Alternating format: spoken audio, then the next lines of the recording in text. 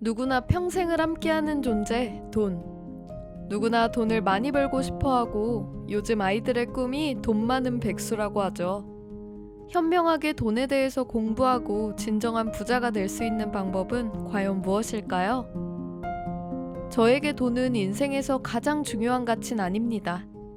돈보다도 더 중요하게 생각해야 하는 가치들이 있다고 믿으면서 그러한 가치를 위해 노력하고 싶습니다. 하지만 저는 또한 돈에 지배당하고 싶진 않습니다. 그 생각이 가장 큰 것 같아요. 제 자신의 그릇을 키우고 돈과 인생의 주인이 되고 싶습니다. 오늘 소개해드릴 책 부자의 그릇은 그러한 마음가짐에 대해 말해주고 있습니다. 함께 읽어볼까요?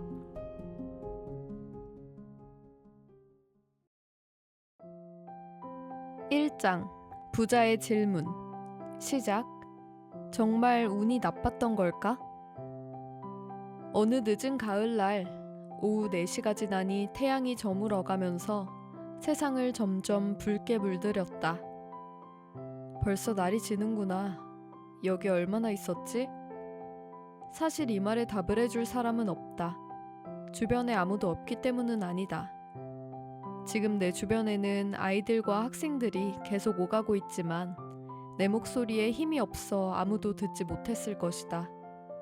그 정도로 나의 몸과 마음은 쇠약해져 있었다. 내가 아무리 여기 앉아 있어도 다들 관심조차 주지 않는구나. 나는 요 며칠 백화점 앞에 있는 분수광장에 와 있는 일이 잦았다. 사실 광장이라고 부르기에는 과분하고 백화점 본관과 별관을 연결하는 통로 옆에 있는 간이 휴게소라 말하는 게 더 격에 맞을 것이다. 그래도 나는 이곳이 아주 마음에 든다. 별 규칙 없이 놓인 유리탁자는 그날그날 햇볕의 강도에 따라 무수히 많은 표정을 보여준다. 또 천장이 시원스레 뚫린 통로 덕에 한여름에는 소나기가 지나간 뒤 떠오른 무지개를 특등석에서 바라보는 기쁨을 누릴 수도 있었다. 그러나 무엇보다 가장 마음에 드는 것은 어지러이 놓인 의자들이다.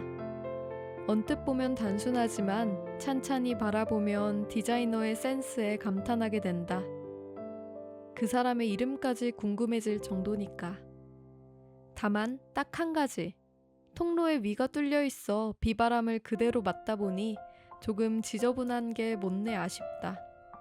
그러나 그로 인해 의자와 좀 더 거리를 둠으로써 객관적으로 그것들을 바라볼 수 있다는 장점도 있다. 지금으로부터 3년 전 나는 이 광장을 처음 알았다. 매일 자동차로 출퇴근을 하다 언뜻 이곳을 보았는데 사실 그때는 이런 곳에도 광장이 있었구나 하는 정도였다. 당시에 나는 일에 치여 사느라 이 광장의 존재 따위에는 크게 신경 쓸 여유조차 없었으니까. 그러나 지금은 다르다.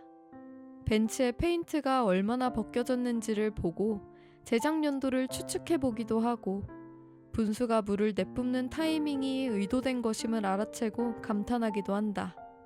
그런 사소한 것들까지 관찰하고 생각할 만큼 지금의 나에게는 충분한 시간이 있다.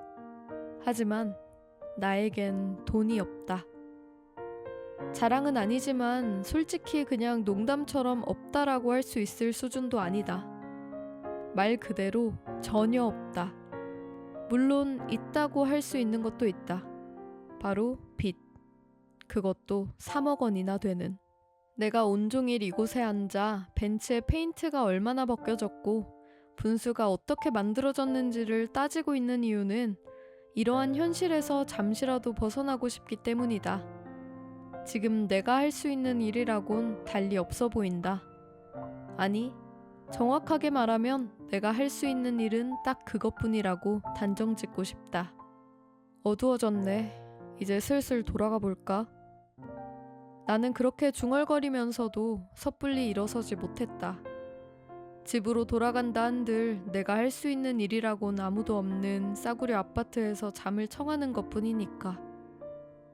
그 아파트에서 지낼 수 있는 날도 일주일이 채 남지 않았지만 지금 이곳보다 따뜻한 공간으로 돌아가는 일마저 주저해야 한다니. 그러나 집에 가면 그때는 정말 혼자가 된다. 나는 얼른 이 벤치에 계속 앉아 있어야 할 이유를 찾기 시작했다. 갈까? 싫어.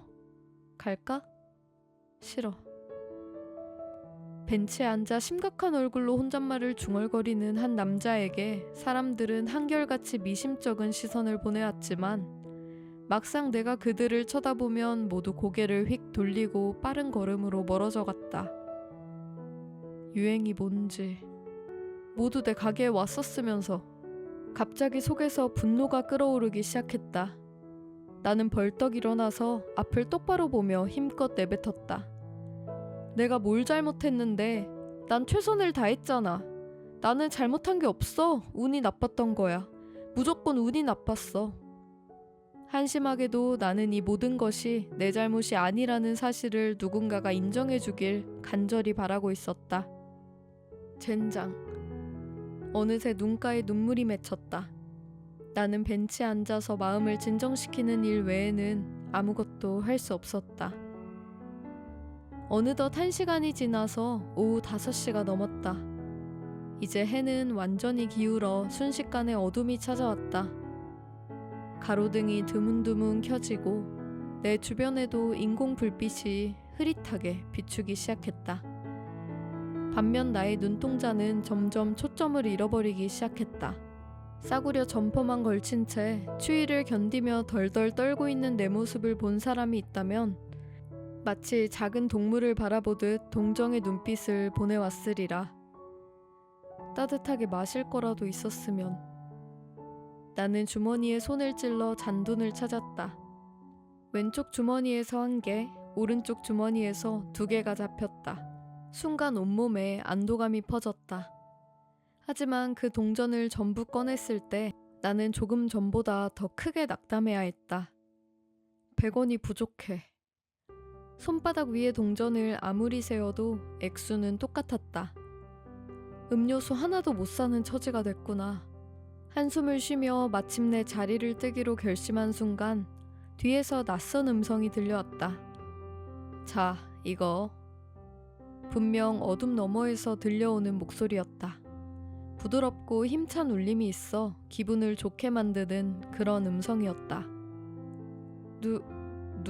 누구? 나는 그쪽을 응시했다. 그러자 이윽고 흐릿한 그림자가 선명한 윤곽으로 바뀌었다. 이거라도 괜찮으면 빌려드리리다.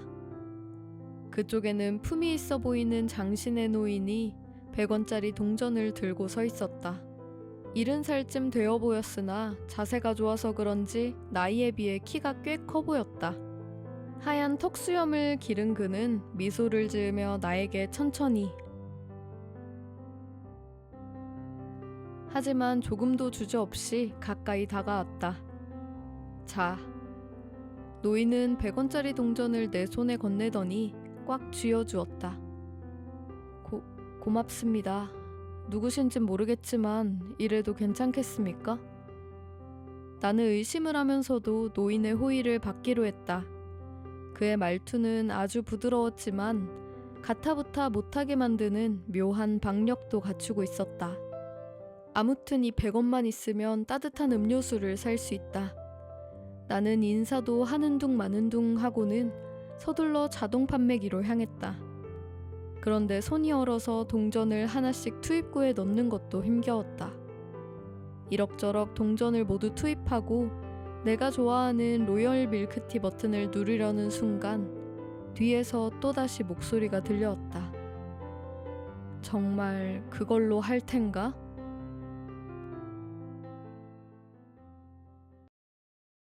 주인공은 늦은 오후 백화점 앞 분수광장에서 시간을 때우고 있는 인물입니다. 무슨 사연인지는 모르겠지만 그는 큰 빚을 지고 스스로의 처지를 한탄하고 있었습니다. 그때 이 책의 조언자인 노인을 만나게 됩니다. 직후 노인은 스스로를 자네의 조커라고 칭하며 이야기를 시작하게 됩니다. 모든 사람에게는 각자의 고난과 시련이 있습니다. 한 명 한 명 삶의 이야기를 모두 들을 순 없지만 돈 때문에 좌절했던 순간은 자본주의 사회를 살아가는 우리들이라면 꼭 한 번씩 겪어봤을 만한 일이죠. 분명 아주 힘든 시간이었을 겁니다. 그래서 여러분들께도 이 노인과 주인공이 함께한 기나긴 밤의 이야기가 도움이 될 것 같습니다. 살짝 엿들어 볼까요?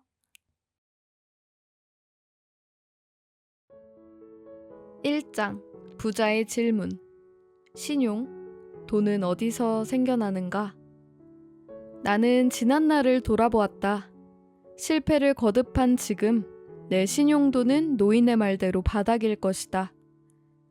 1년 전만 해도 나를 믿어주는 친구들이 있었지만 나는 그들을 배신했다. 지난 1년간 온갖 곳에서 돈을 빌리고 더는 빌릴 곳이 없어지자 나는 친구들에게도 손을 뻗었다.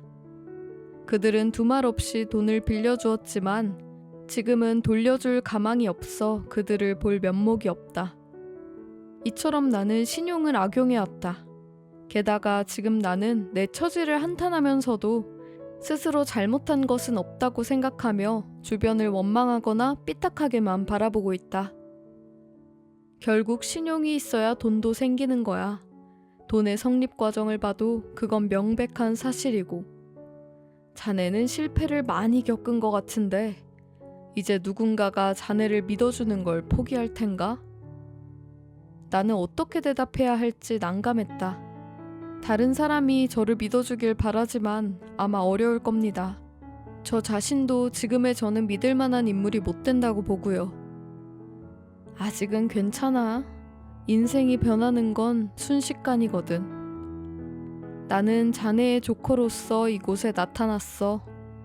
혹시 내가 한 말 중에 의문이 들었던 건 없나?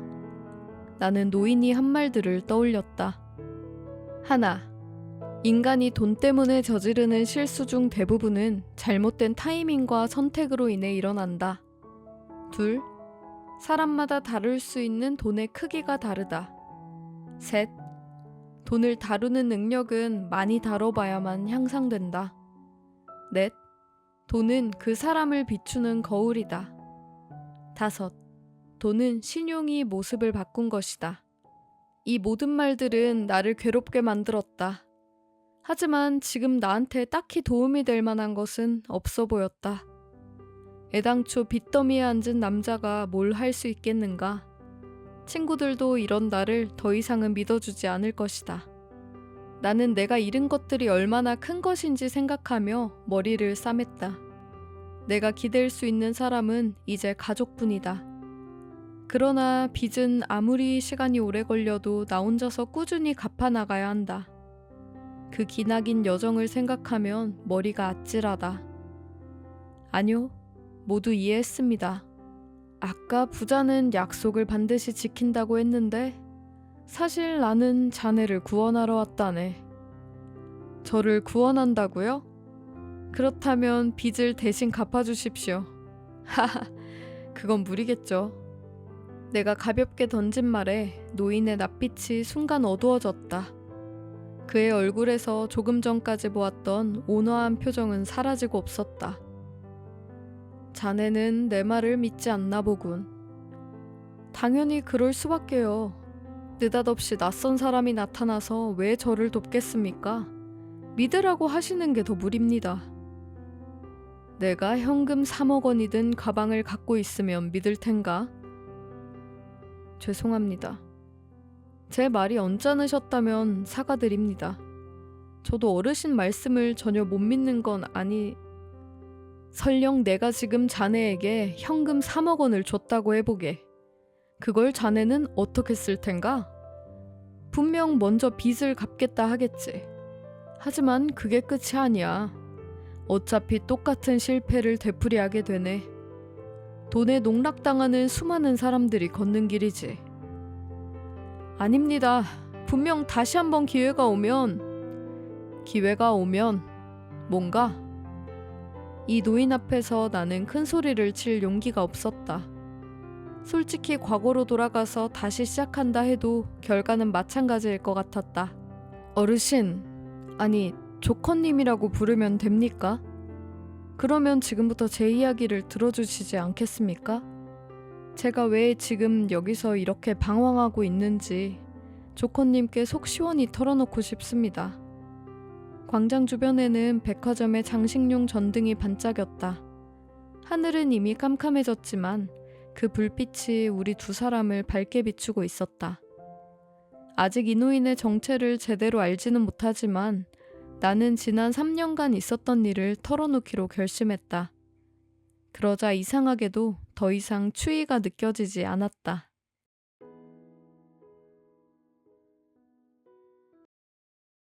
노인이 말하길 돈은 그 사람을 비추는 거울이라고 합니다. 내가 돈을 어떻게 사용하는지를 보면 그 사람의 습관, 라이프 스타일, 취미와 취향 등을 모두 알 수 있다고 말이죠. 따라서 사람들에게는 각자 자신이 다룰 수 있는 돈의 크기가 있다고 합니다. 저는 이 부분을 읽고 나는 과연 얼마짜리 그릇을 가지고 있을까 하는 생각이 들었습니다. 지금까지는 돈 그 자체에만 집중하느라 과연 내가 1,000원도 잘 다룰 수 있는 사람인 건가에 대해서는 진지하게 고민해 본 적이 없었던 것 같습니다. 내가 큰 돈을 담을 수 있는 그릇이 된다면 기회가 왔을 때 그 기회를 잡을 수 있겠다는 생각이 들었습니다. 사실 돈이란 단순히 돌고 돈다는 의미처럼 흐르는 에너지에 가깝습니다. 그 흐름을 잘 다루는 사람이 결국 부자가 되는 거겠죠. 주인공은 노인에게 자신의 사업 경험과 그 경험이 어떤 결과를 가져오게 되었는지 털어놓았습니다. 과연 노인은 이야기를 듣고 어떤 말을 해주었을지 궁금하지 않으신가요?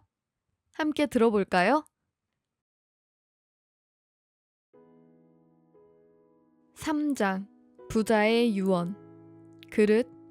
돈은 그만한 그릇을 지닌 사람에게 모인다. 돈은 자네를 비추는 거울이라고 했어. 네, 돈이 있을 때는 적극적으로 승부에 나섰지만 돈이 없어지니 차마 눈 뜨고 못 볼 정도로 초췌해져서 주변 사람들에게 피해를 주고 소중한 사람을 배신했죠. 하긴 그 모든 게 다 제 모습일 겁니다. 나약한 인간의 모습인 거죠. 누구나 나약한 면은 가지고 있기 마련이야. 하지만 돈이 없어도 웃으며 지내는 사람도 있어. 주변 사람들을 소중히 여기는 사람도 있고. 내가 말하고 싶은 건 돈은 인생을 결정하는 한 가지 요소에 불과하다는 걸세. 다만 주의해서 다루지 않으면 돈은 인생을 엉망으로 만들지. 어르신은 대체 누구십니까? 이제 그만 알려주셔도 되지 않습니까? 그럼 마지막으로 묻겠네. 자네는 아까 아내와 헤어지는 일이 아내와 딸 두 사람을 위한 거라고 했어. 혹시 그 말이 진심인가? 그럴 리가 있겠습니까? 내 목소리는 온 거리에 울려 퍼졌다. 나의 외침은 사람이 없는 광장에서 한없이 맴돌다 허공으로 사라져버렸다. 왜 나는 그처럼 멍청했던 걸까? 그 이후로 하루도 후회하지 않은 날이 없었다. 솔직히 말해 이혼 서류에 도장을 찍은 것은 아내와 딸을 위해서였다. 아이코의 치료를 위해 모은 돈을 파산하는 데 써버리는 일만큼은 무슨 일이 있어도 절대 피해야 했기 때문이다. 다행히 아내는 아직 젊으니 새로운 남편을 맞을 수도 있을 것이다. 그러면 아이코에게는 새아빠가 생기는 셈이지만 장사가 모두 순조로웠을 때는 나라는 존재가 근사하게 느껴졌고 나에게 재능이 있다고까지 믿었다. 그리고 주변 사람들이 모두 어리석어 보였다. 하지만 정말 멍청한 사람은 바로 나 자신이었던 것이다. 어르신도 제 이야기를 듣고 제가 정말 멍청하다고 여기시죠? 자네가 돈에 휘둘려 모든 걸 이루려 하는 건 정말 멍청해 보이지. 무슨 말을 하고 싶으신 겁니까? 너무 자책하지 말게. 고작 해야 돈이야. 저한테는 빚이 있습니다. 그건 엄연한 사실이고요. 그걸 갚으려면 얼마나 걸릴지 정말 까마득하단 말입니다. 자네는 아무것도 몰라. 그럼 어르신은 뭘 아신다는 거죠? 제 실패담을 듣고 즐기고 계셨던 거 아닙니까? 취미도 참 고약하시군요. 스스로 조커라고 말하면서 도대체 뭘 하고 싶으신 겁니까? 제가 얼마나 어리석었는지 비웃고 싶었던 거 아니냐고요. 자네는 특별히 멍청하지 않아. 돈에 지나치게 휘둘렸을 뿐이야. 그건 누구나 피할 수 없는 함정과도 같지. 어느 정도의 돈에 만족하는 건 어려운 일이거든. 돈은 가질수록 더 가지고 싶어지는 법이야. 자네는 돈을 다루는 방법에서는 많은 실수를 범했지만 실제로 경영면에서는 단 한 가지 실수밖에 하지 않았어. 자네 말대로 크림 주먹밥의 인기는 언제까지나 계속될 것이다 라고 믿은 거. 그거 하나야.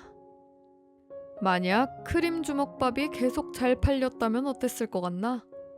모든 게 다 순조롭지 않았을까? 네, 다 제 탓입니다. 제가 큰 실수를 저질렀습니다. 그래서 저뿐 아니라 많은 사람의 인생을 망쳤고요. 그런 부분까지 꿰뚫어 보지 못했던 제 책임입니다. 자네는 자신에게 너무 엄격해. 사실 자네가 그렇게 자책하길 바라는 사람은 아무도 없어.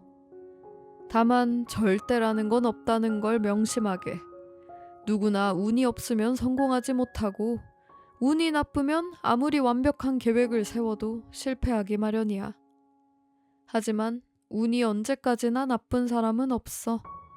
자네도 돈에 대해서 올바르게 행동하면 언젠가 꼭 성공할 걸세. 그러니까 배틀을 휘두르는 걸 그만둬선 안 되네. 그건 실제로 어르신은 실패한 적이 없어서 그처럼 쉽게 말씀하시는 겁니다. 빚을 안고 출발하는 게 얼마나 부담이 되는데요. 무려 마이너스 3억 원이라고요. 하지만 자신의 소중한 것과 교환하는 데에는 아주 적은 금액이지. 암만 그렇게 말씀하셔도 1년 전까지만 해도 자네에게 그 금액은 별로 어렵지 않게 모을 수 있는 돈이었을 걸세. 그때의 자네와 지금의 자네는 외관상으로는 별로 달라진 것도 없을 거야. 바뀐 건 사고방식이지. 자네는 섣불리 더 많은 돈을 얻으려다 평정심을 잃고 실패했어. 그리고 돈을 잃고 나서도 계속 평정심을 잃고 있고. 그렇다면 저는 그저 두 주먹밥 가게로 만족해야 했던 겁니까? 아니, 그보다 훨씬 전으로 돌아가서 은행원으로 있었던 게 더 나았던 겁니까? 아무도 만약의 세계는 알 수 없어. 하지만 돈에 관한 경험은 돈을 다뤄봐야만 쌓이는 거야. 자네는 그 경험을 이미 얻었지 않나. 은행원처럼 남의 돈이 아닌 자신의 돈을 다루는 경험 말이야. 경험은 돈이 안 되지 않습니까? 그건 어떻게 받아들이냐에 따라 달렸지. 자네는 판단을 잘못했다고 했지만 그 경험은 자네가 장차 판단을 내릴 때 반드시 도움이 될 거야. 1억 원을 토대로 판단을 내렸던 경험은 1억 원의 그릇이 되어서 자네 속에 남게 되거든. 그럼 다음에 10억 원이 수중에 들어오면 어떻게 하겠나? 만약 10억 원이 나한테 생긴다면 이게 꼭 꿈속에서만 일어날 법한 허황한 가정은 아니야. 이미 자네에겐 1억 원의 그릇이 생겼기 때문에 신중히 돈을 다룬다면 10억 원도 분명 현실적으로 사용할 수 있을 거야. 따라서 1억 원을 다뤄본 경험은 무엇과도 바꾸기 어려운 귀중한 재산이지. 하지만 이제 그만한 돈을 갖는 일은 없을 겁니다. 아니, 그렇지 않아.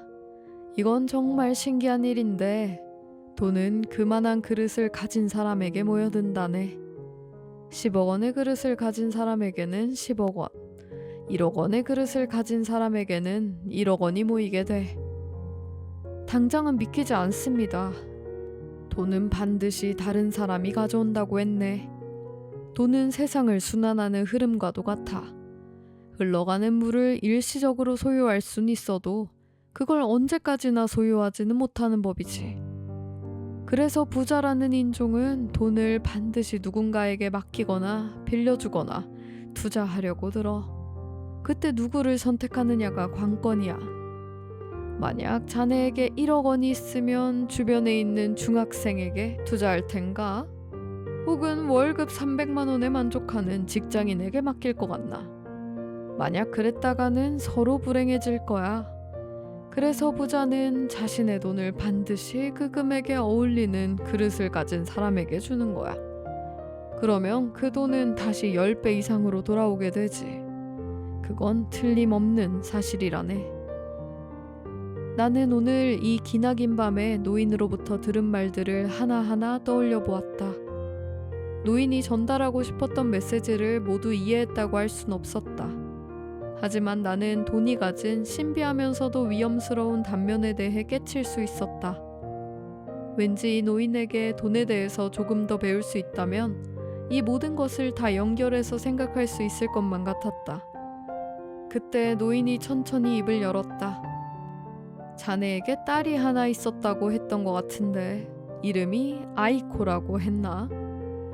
네, 지금 큰 병원에 입원해 있습니다. 입원한 지 꽤 됐을 겁니다. 하지만 저는 딸에게 해줄 수 있는 게 아무것도 없습니다. 돈이 있으면 해줄 수 있는 게 많을 텐데 지금 저는 병원에 찾아가지도 못합니다. 본래 이혼을 한 것도 금전적 지원을 못 해줄 바에는 차라리 모자 가정으로 있는 편이 지원받기 더 수월할 거라 판단했기 때문입니다. 자네는 언제까지 돈에 지배당할 셈인가? 하지만 이제 와서 무슨 낯짝으로 만나겠습니까? 돈도 주지 않는 아빠가 무슨... 아직도 어리석은 소리만 하는군. 자네는 진짜 바보가 될 셈인가? 노인의 목소리가 광장에 울려 퍼졌다. 그동안 온화하게 이야기하던 목소리와 달리 박력 있는 저음으로 내뱉은 음성이 내 마음을 뒤흔들었다.